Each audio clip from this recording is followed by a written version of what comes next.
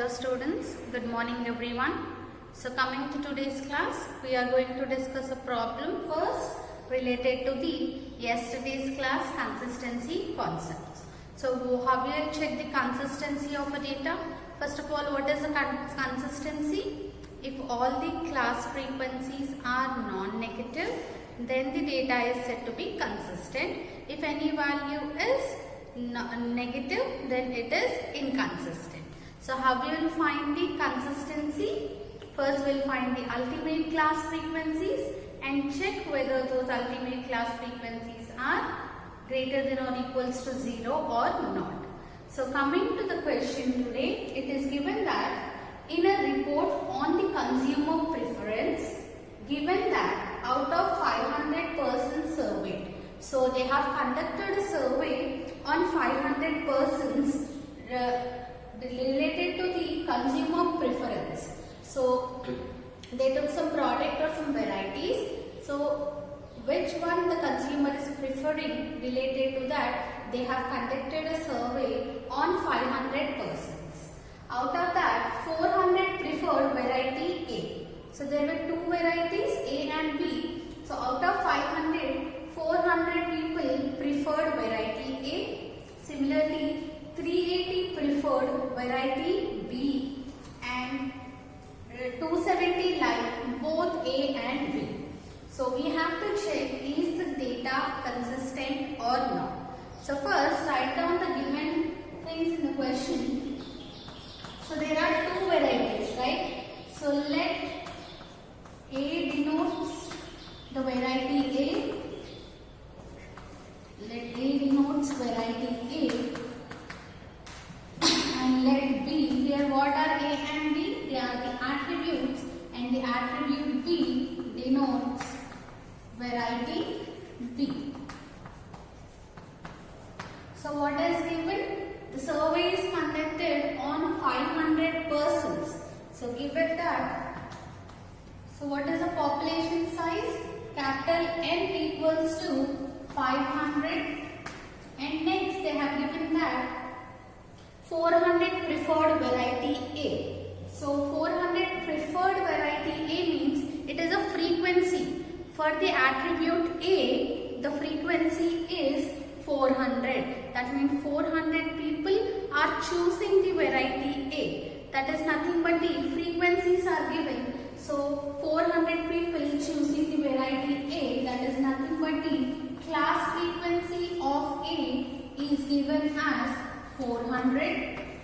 Similarly, next it is given 380 preferred variety B. So it is a class frequency of B, and class frequency of B is given as 380. And it is also given 270 like both A and B. So here the class will be AB. So the class frequency of AB is equals to how much? 270. So this is the given data. How we will check the consistency? First we will find the ultimate class frequencies. So how many attributes we have here? We have total two attributes, right? So for two attributes, how many ultimate class frequencies we will get? Ultimate class frequencies will be 4 ultimate class frequencies. So that is AB alpha beta, A beta, alpha B. So these are the 4 ultimate class frequencies for two attributes. So first we will check each and every one we have to check, right? So what are the conditions for the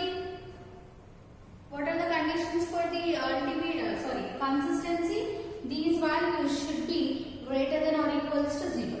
First condition is that AB is greater than or equals to 0. So check it, what is the AB value given?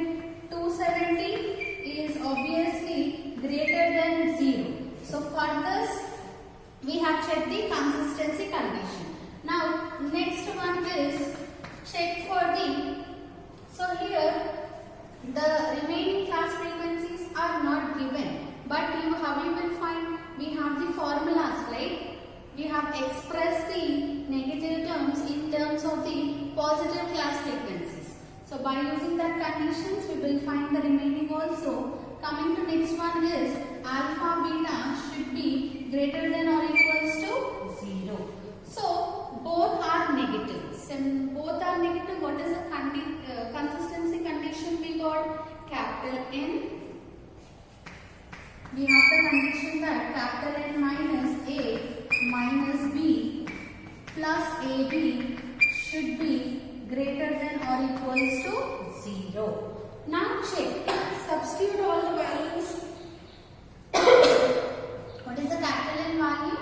500 minus A value is given as 400 minus B value is given as 380 plus AB value is given as 270. Now check 380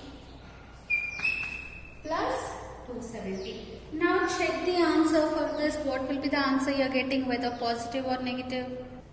So if you saw, you will be getting this value, that is alpha beta value is equals to minus 10.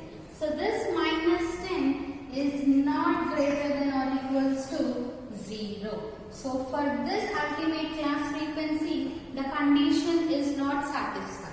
So according to consistency, if at least one value, even one class frequency is also less than 0, means ultimately the other values also we don't need to check, because even one is negative, the total data is inconsistent. So anyhow this is negative, so we don't need to find these two values. Suppose if you got this value positive, then go for the next class frequencies and check the class frequency. So since alpha beta value is not greater than, since alpha beta value is not greater than or equals to 0, the data is not consistent. So if the data is not consistent, what we'll call? The data is inconsistent. So this is the way to solve the consistency problem. You may be having directly in the question A, B values. If not, if you have a theoretical values, a theoretical problem like this is given, you have to write the class frequencies depending on the question. You have to understand the question and you have to frame the class frequencies. So this is the problem for consistency. Next we will go to the next topic, that is independence of attributes. So our next topic is, after consistency, our next topic is independence of attributes. Independence of attributes.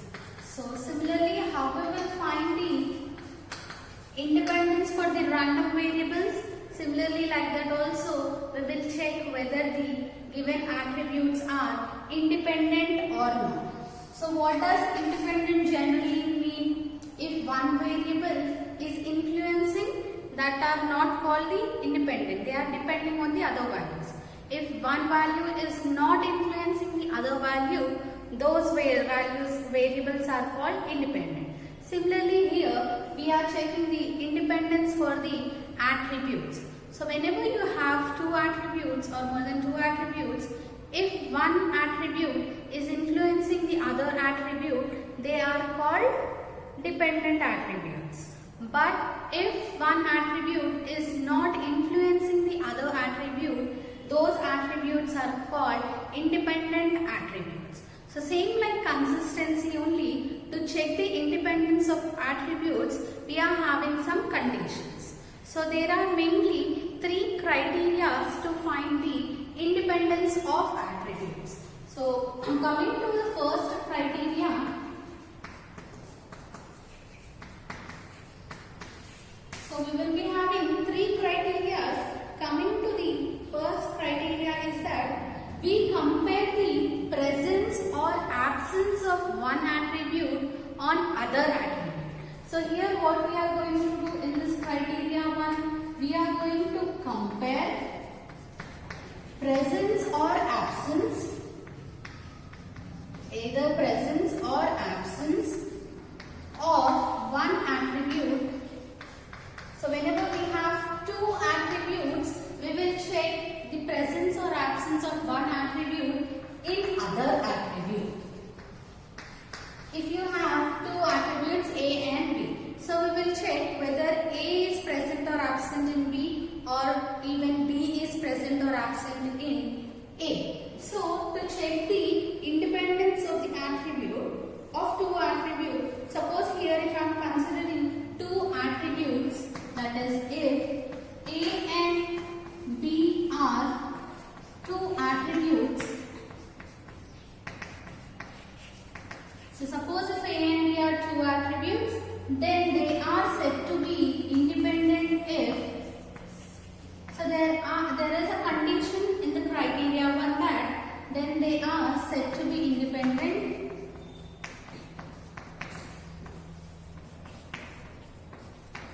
if, so the condition in the criteria one is that the same proportion of A's among B's and betas, a same proportion, the same proportion of A's among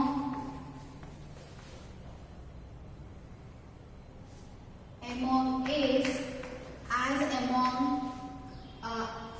among B's as among betas. So similarly, here if I considering the same proportion of A's among B's as among betas, similarly the second condition is the same proportion of B's, the same proportion of B's among A's and alphas, among A's as among alphas. So you may be feeling little confused by seeing this statements. So what are the statements means? I'll clear it with a small example.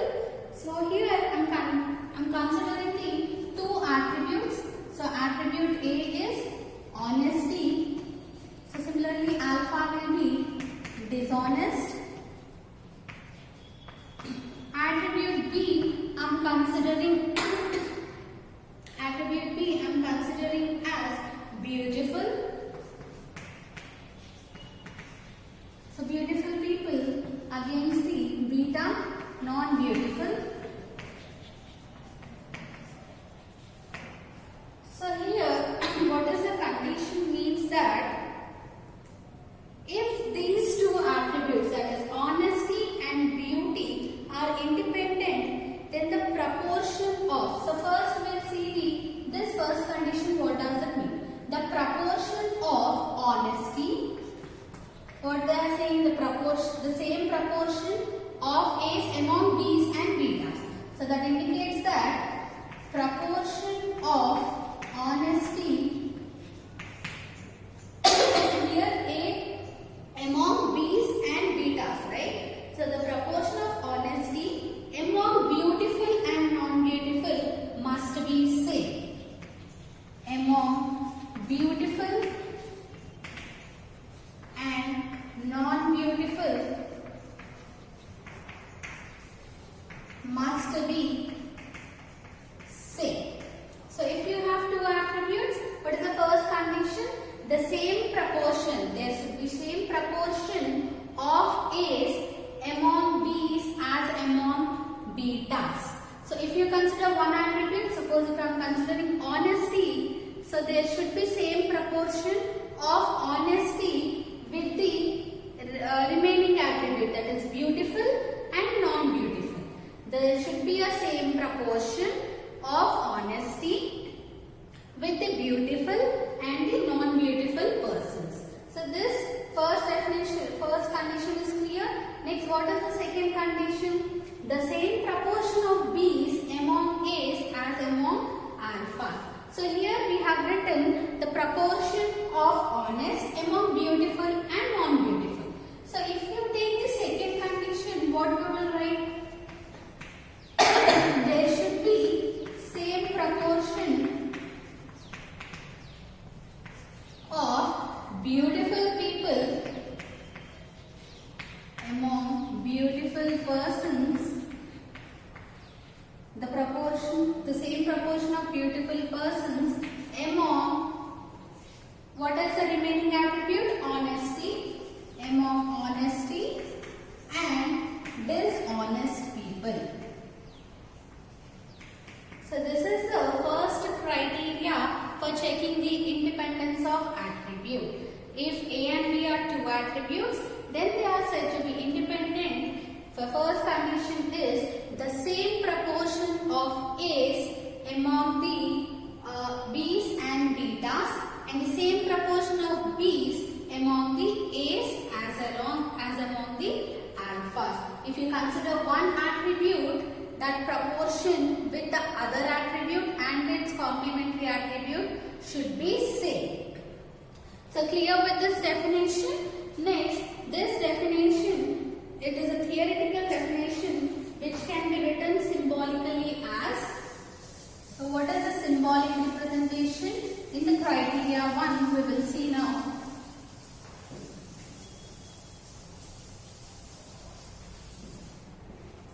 So coming to the symbolic representation, it is given as, so symbolically, if A and B are independent, symbolically if A and B are independent, then, so how we will write the condition? B said the proportions will be equal, so that is given as AB by B equals to A beta by beta. So what I said, this is the first condition. This proportion of A's among B's is equals to among betas. So this is the symbolic representation, and for this equation I am putting 1 minus to this equation, so that I get 1 minus AB by B is equals to 1 minus A beta by beta. Now if you take the LCM, what do we get? B minus AB divided by B equals to beta minus A beta divided by beta. So if you observe from the relationship, what is B minus AB? So B minus AB is nothing but alpha B. So alpha B by B is equals to, here B minus AB by beta is nothing but alpha beta. So this is alpha beta by beta. So we took the condition for one attribute, we have started with A. So even if you take its complementary, that AB, in place of AB, alpha B by B, and in the same way we will be getting alpha beta by beta. So even it is true for the complementary attribute. So, and similarly, now I have checked the proportions of A's among B's and betas. So I got in terms of complementary also.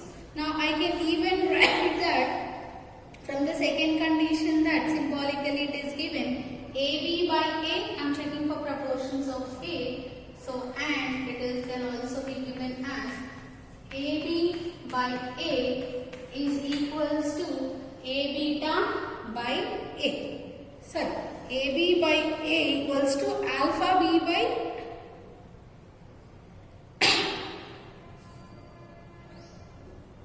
AB by A is equals to alpha B by alpha.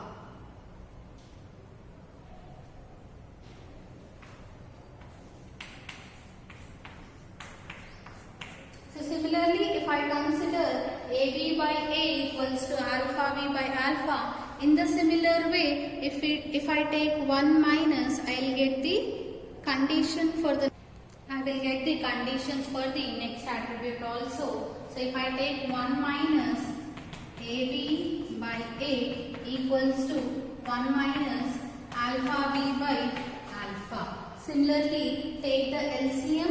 What will you get?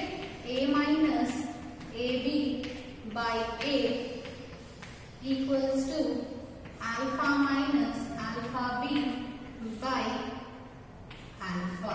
Now if you observe from the relationships, A minus AB, what is A minus AB? A beta. So A beta by A is equals to alpha minus alpha B can be written as alpha beta divided by alpha. So these are the proportions, that same proportions of the one attribute in terms of the other attributes and its complementary also. So this is the criteria 1. Next we will check the criteria 2 for the independence of attributes. So coming to the criteria 2.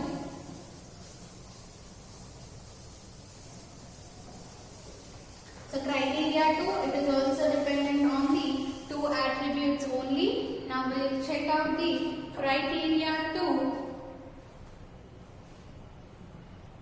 So coming to the criteria 2 for the independence of attributes. So coming to criteria 2, this criteria 2 is dependent on the ultimate class frequencies.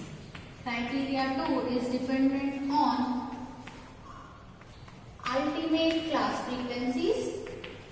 So for the number of attributes, first we will calculate the ultimate class frequencies. So we will check the conditions for the independency based on the ultimate class frequencies only. So if suppose if A and B are two attributes, A and B are two attributes, then they are said to be independent. They are said to be independent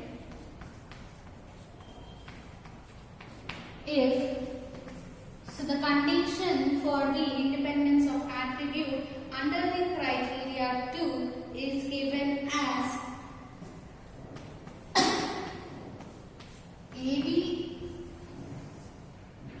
AB is equals to AB by N. So this is a criteria under the second criteria under the independence of attributes. AB is equals to AB by N. So if I divide this with N, I will be getting A by N into B by N. So this, the same equation, I can write it as AB by N equals to A by N into B by N. So if you observe this equation, theoretically how can you write this equation? Here AB by N, that means the proportion of AB among the population, right? So what is capital N? Capital N is a population. The proportion of AB among the population is same, that means that is equals to the proportion of the individual attributes. That means the proportion of the product of the, equal to the product of the proportions is same as product of proportions. So what are the two proportions in the right hand side? Proportions of A and B with the population.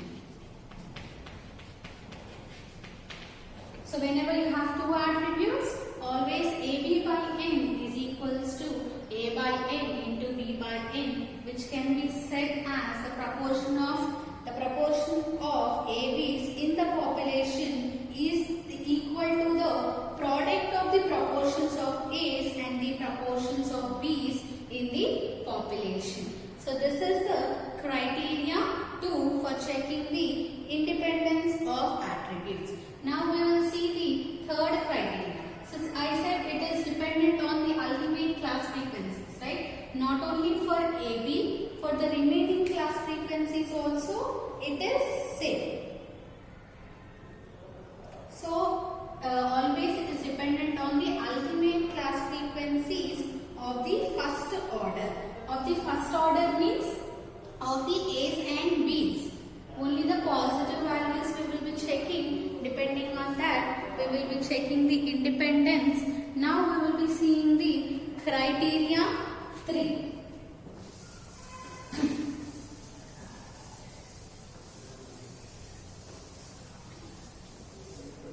Now coming to the criteria 3. So the criteria 3 is, suppose if you have two attributes, that if A and B are independent, so first only we will assume that the two attributes A and B are independent. So whenever A and B are independent, the remaining classes or the remaining attributes, what are the remaining attributes? A and beta, next is alpha and B, and one more is alpha and beta. So the different combinations.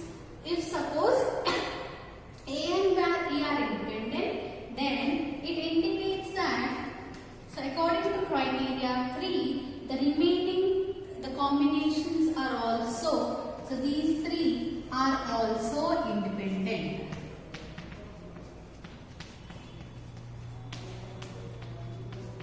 So whenever you consider AB, that is two attributes are independent, the remaining combination of the attributes, that is A beta, alpha B and alpha beta, are also independent. So how can you write this? Means AB into alpha B. Suppose if I consider AB into alpha B,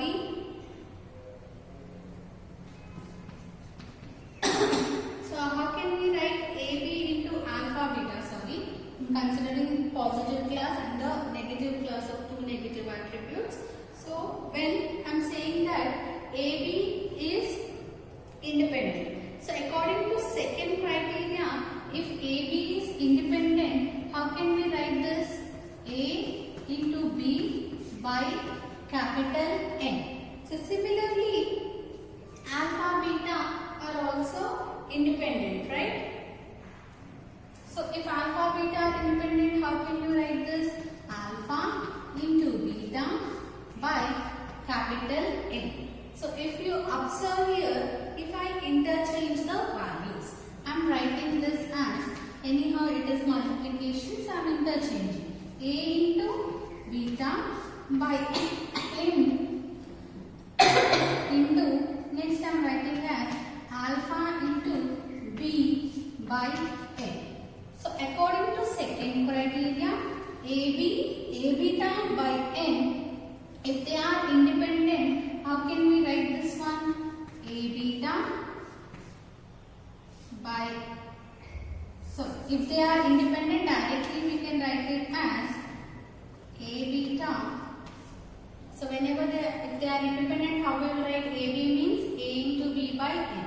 So here A and beta independent means A beta by N can be written as A beta into alpha B. So if you consider one combination as independent, you will be getting the other combinations also as independent. So this is the criteria 3, that if two attributes A and B are independent, the other attributes A and beta, alpha and B and alpha beta, all will be independent.